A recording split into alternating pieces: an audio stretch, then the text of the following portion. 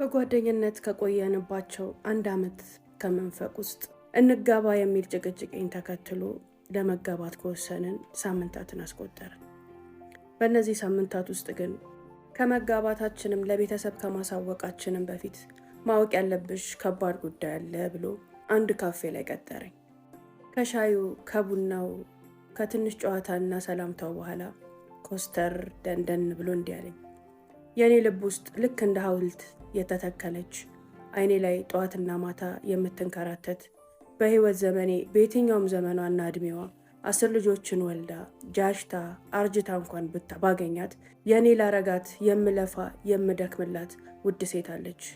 ልቤ ውስጥ የማፈቅራት እምወዳት መቼም ቢሆን ልረሳት የማልችለው የትኛውም ሴት እኔ ህይወት ውስጥ መታ እሷን ልታስረሳኝ ቀርቶ የእሷን ፍቅር ልሸረሽረው ቀርቶ ይበልጥ ትዝታዋ እንዲባባስና ይበልጥ ናፍቆቴም እንዲበረታ የምታደርግብኝ ውድ ሴት እኔ ልብ ውስጥ አለች።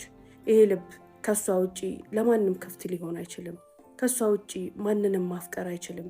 እሷንም መርሳት አይችልም። አንቺ ይህን ልብ ከተሸከመ ሰው ጋር ነው ለመኖር እየወሰንሽ ለማግባትም እያሰብሽ ያለሽው።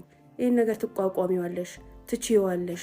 ከማይወድሽ ከማያፈቅርሽ ልቡ ላይ ተሸክሞ የሚዞረው የፍቅር እሳት ካለው ሰው ጋር መኖር እድሜሽን ማሳለፍ ትፈልጊያለሽ ወይ? ይሄን አውቀሽ ጋብቻውን ወስኝ ያለኝ።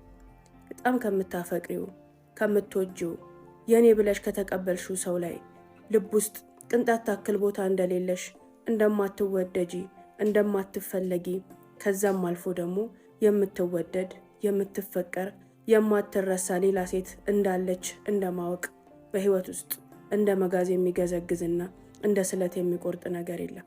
ውስጤ ቁርጥ አለ፣ ልቤ ቁርጥ አለ።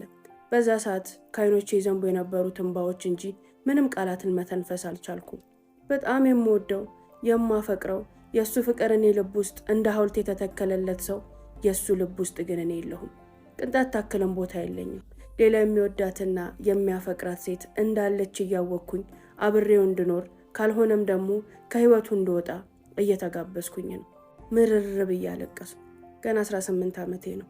እሱ ደግሞ 20ዎቹ መጨረሻ ላይ ወንበሩ ላይ ተደላድሎ ጀንተል ብሎ ምንም እንዳልተፈጠረ ያህል ኮስተር ብሎ ይመለከተኛል። እኔ ግን ህቅ ብዬ አለቀስኩኝ። አዎ የፈለገው ነገር ይሁን አገባሃለሁ። እንደማትወደኝ እያወቅኩ ምትወዳት ሴት እንዳለች እያወቅኩ ምጠብቃት ሴት እንዳለችም እያወቅኩ ቢሆን አገባሃለሁ አልኩት። ወደ ጠረጴዛው ፈርከክ ብሎ ፈገግ ካለ በኋላ ቀላል ውሳኔ እየወሰንሽ አይደለም፣ በደንብ አስቢበት። ይሄ ለአንቺ ብቻ አይደለም ለእኔም ከባድ ነው። አሁንም ደግሜ ልንገርሽ፣ በደንብ አስቢበት ብሎኝ ከተቀመጠበት ቦታ ተነስቶ እዛው ተቀመጥኩበት ቦታ ጥሎኝ ሄደ። በዓይኖቼ የተከተልኩት ርቃ ያራቀችውን ትታ ያልተወችውን እስካሁን የምትፈቀር የምትወደደዋን እሱ ልብ ውስጥ ያለችዋን ሴት መልኳን ሳላቀው፣ ቦታዋን ሳላቀው፣ አድራሻዋን ሳላቀው ቀናሁባት። በሞተች በጠፋች ለቅሷን ሰምቶ እርሙን ባወጣ ብዬ ሞቷን ተመኘሁላት።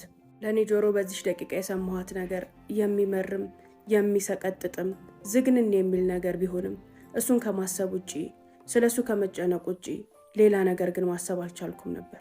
ይሄ ግንኙነት ይቁም፣ ይሄ ትዳር ይቅር፣ እሱን ማግባት አልችልም የሚሉ ሀሳቦች ለደቂቃ እንኳን አልመጡልኝም። ግዴታ ነው፣ እሱን ማግባት አለብኝ። ፈቃደኛ ሆኖ ብቻ ያግባኝ እንጂ እኔማ ከነምኑም ከነምናምኑም ከነጉዑዝነቱም አግብቼው ችዬው እኖራለሁ እያልኩ ተብሰለሰልኩ። በዛች ሴት እየቀናሁ፣ በዛች ሴት እየተቃጠልኩ። ሩቅም አይደለችም ቅርብም አይደለችም። እሱን የሚያውቅ ሰው ሁሉ ስለ ፍቅረኛው ስለዛች ሴት ያውቃል። እናቱ፣ አባቱ፣ ቤተሰቦቹ፣ ጓደኞቹ የእሱን የልጅነት ፍቅርና ታሪክ እማያውቅ ማንም የለም። ዛሬም የተለያዩ ሴቶችን ህይወት ውስጥ እያመጣ ለማግባት ጫፍ ላይ ሲደርስ ልክ ዛሬ ለእኔ ነገረኝን አይነት መራራ እውነት ሲነግራቸው ሁሉም ሴቶች ከዙሪያ ይወጣሉ። እኔ ብቻ ነኝ ያንን መራራ እውነት ሰምቼ እንኳን እንደ መዥገር ላዩ ላይ ተጣብቄ አልለይም፣ አልፋታም፣ አገባሃለሁ የሆነው ይሁን ብዬ ሙጭጭ ያልኩበት የመጀመሪያው ሴት። እሱ ማግባት የሚፈልገው የእናቱን የአባቱን የቤተሰቡን ጭቅጭቅ ለመራቅና ለመራቅ ብቻ ነው። ሌት ተቀን አንተ ቆመህ ቀረህ፣ እኛ ግን ወደ ቀብራችን እየሄድን ነው እያሉ የሚያለቅሱበትን እናቱና አባቱን ሀዘን ለማክሸፍ ሴቶችን ይቀርባል። ልክ ለማግባት አጥቢያ ሲቀረው ግን ይቺን የመሰለች መራራ እውነት ሲነግራቸው ሁሏም ሴት እጄን አላስገባም ብላ ትሸሸዋለች። እኔ ግን ልክ እሱ ያፈቀራትን ሴት ያህል እኔ ደግሞ እሱን አፍቅሬው ነበር፣ እሱን ወድጄው ነበር። በልጅነት ልቤ በወጣትነት ልቤ ምንም ባልነካካው እሱን ብቻ አስገብቼ ነበረ። እናም አንድ ነገር አሰብኩኝ። እኔ ሴት ነኝ። የሄደችን ሴት እያሰበ የሚኖርበትን ህይወት እመሰቃቅለዋለሁ፣ ከልቧ አወጣታለሁ፣ አሸንፋታለሁ። የእሱ ተወዳጅ፣ የእሱ ንግስት፣ የእሱ አንደኛ ተመራጯ ሴት እኔ ይሆናለሁ። እሱ ውስጥ ስኖር፣ ከእሱ ጋር ስኖር ያንም ማረክ ካልቻልኩኝ ምኑን ሴት ሆንኩኝ? ወጣት ነኝ፣ ቆንጆ ነኝ።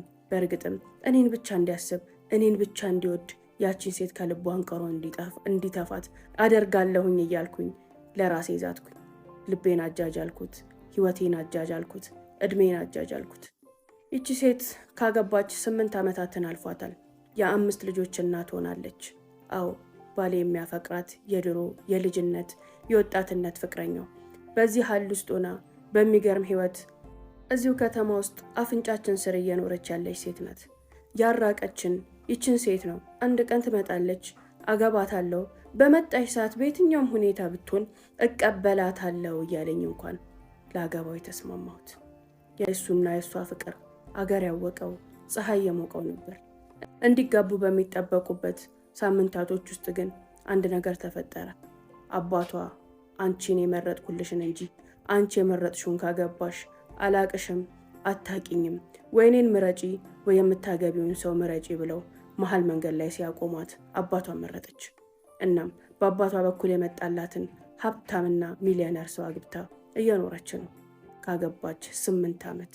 የኔ ባል ልብ ውስጥ ግን ለዘላለም ተቀብራ ቀርታ ሌላ ሴት እንዳያይ፣ ሌላ ሴት እንዳይወድ፣ የወደዱትን ያፈቀሩትን ሁሉ እኔም ወዳትና ማፈቅራት አለች። አንድ ቀን ትመጣለች፣ አርጅታም ጃጅታም ብትመጣ እሷን ከማግባት እሷን እኔ ከማድረግ ወደ ኋላ አልልም እያለ ከህይወቱ ያስወጣል።